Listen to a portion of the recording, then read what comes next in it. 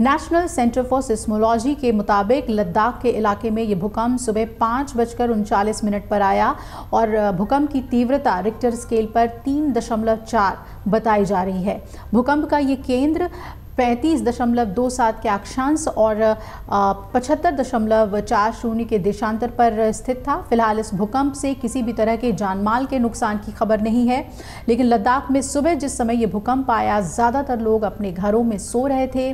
ठंड का वक्त है ये, और कुछ लोग जिन्हें ये झटके महसूस हुए वो लोग अपने घरों से बाहर निकल आए।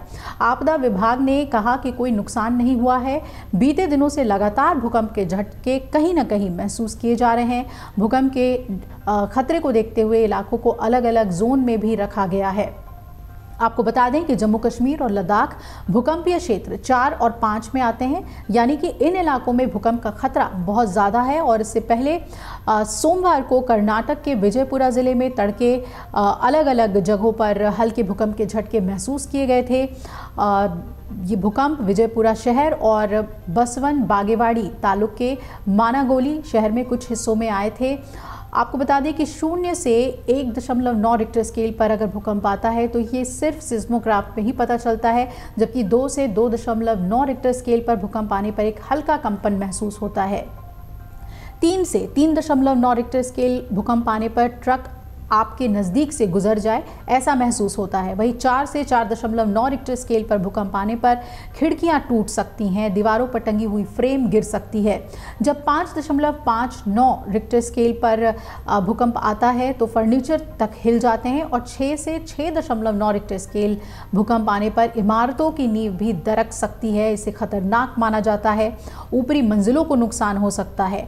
अब इसके ऊपर 7 से 7.9 रिक्टर स्केल पर अगर भूकंप आ जाए तो इमारतें गिर सकती हैं, तबाही मच सकती है, जमीन के अंदर की पाइप फट सकती हैं। 8 से 8.9 रिक्टर स्केल पर भूकंप अगर आ गया तो इमारतों सहित बड़े बड़े पुल भी धाराशायी हो सकते हैं। और सबसे ज़्यादा 9 और उससे ज़्यादा रिक्टर स्केल पर भूकंप अगर आए तो समझिए कि पूरी तबाही, कोई मैदान में खड़ा हो तो उसे धरती भी लहराती हुई नजर आएगी।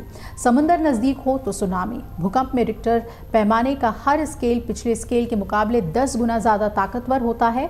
वैज्ञानिकों ने हालांकि बताया है कि कुछ स्थानों पर भारतीय प्लेट्स का निचला हिस्सा 200 किलोमीटर गहरा है, वहीं कुछ जगहों पर यह सिर्फ 100 किलोमीटर गहरा है।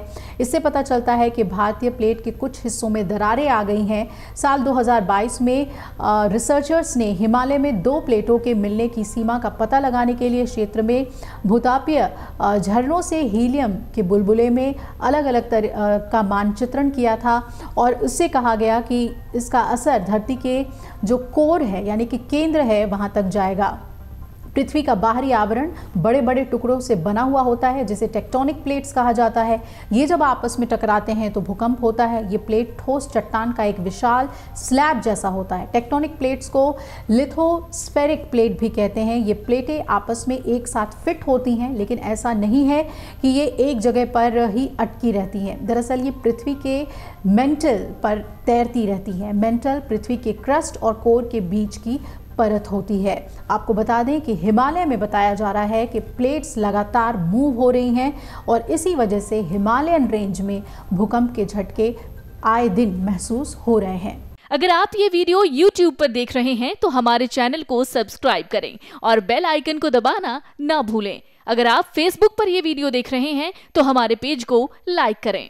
अगर आप ये वीडियो YouTube पर देख रहे हैं तो हमारे चैनल को सब्सक्राइब करें और बेल आइकन को दबाना ना भूलें। अगर आप Facebook पर ये वीडियो देख रहे हैं तो हमारे पेज को लाइक करें।